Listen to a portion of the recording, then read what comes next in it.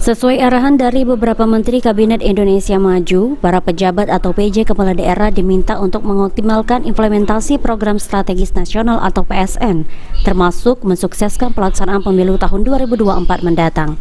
Saat ditemui di kantor Wali Kota Palembang, PJ Wali Kota Palembang Ratu Dewa membenarkan hal tersebut.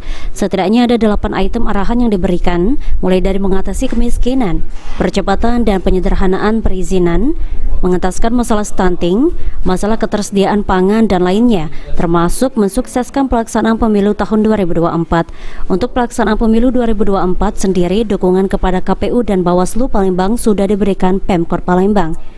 Mulai dari penganggaran sesuai dengan surat edaran Kemendagri, di mana yakni 40% dari APBD saat masuk tahapan pemilu dan 60% pada tahun 2024 untuk pelaksanaan pemilu sudah dilakukan dan dimonitor oleh pihak Badan Kesatuan Bangsa dan Politik atau Kesbangpol Kota Palembang.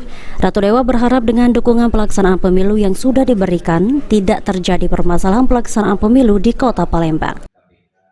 Terus kita siapkan termasuk membantu dari penyelenggara pemilu, yaitu dari Bawaslu maupun dari KPU, juga menjadi concern kita sama-sama, dan penanganan masalah ketersediaan pangan.